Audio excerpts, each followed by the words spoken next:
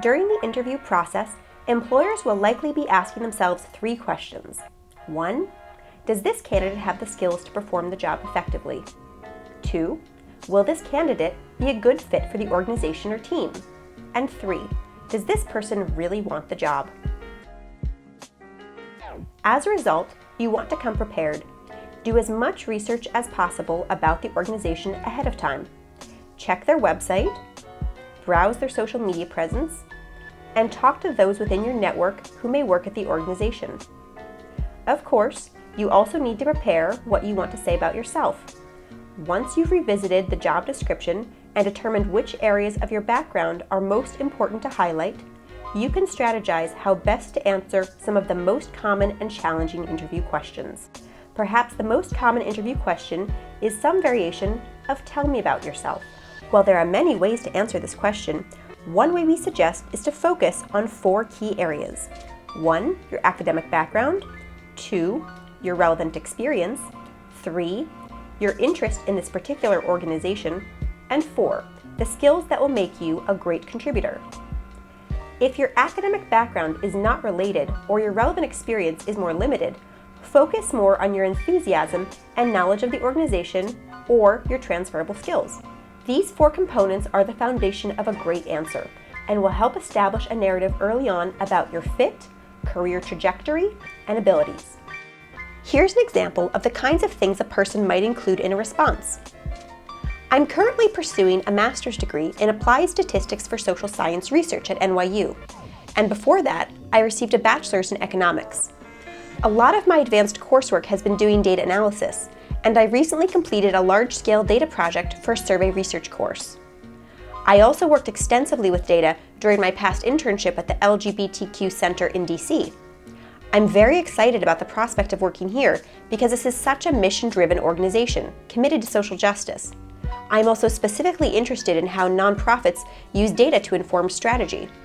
I feel strongly that my research, data analysis, and teamwork skills will make me a great contributor in this position. As you can see, this sample response to "tell me about yourself" neatly ties together these 4 components. Another common question type is the behavioral question.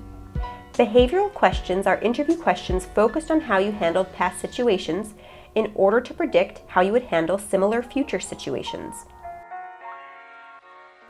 Using STAR method is ideal for answering these types of questions. STAR stands for situation, task, action, and result. It is essentially a storytelling technique used to provide a comprehensive narrative to a listener. Situation refers to the context in a story, while task represents a central conflict or challenge you faced. Action refers to the specific steps in your approach, and result is the ultimate resolution or reflection. If you are unable to share a direct result, talking about the impact of your work is also a great way to end your answer. Another common question that often confuses interviewees is the weakness question.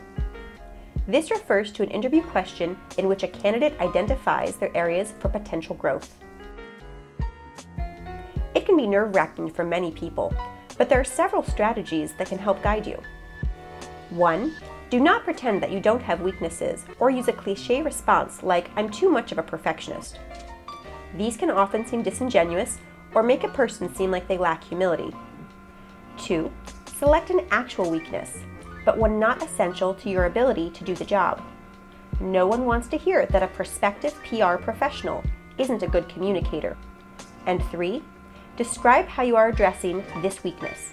For example, if your Excel skills could use some work, you might talk about how you watch tutorials online to get tips to improve. While we hope you don't encounter any interviewers who ask illegal questions, it can happen.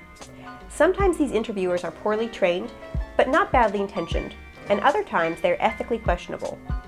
If you decide to look past it, you can respond by trying to avoid the question or answering what you think they're getting at. It's a good idea to research what kinds of questions are illegal, since there's a lot of variation depending on where your employer is located.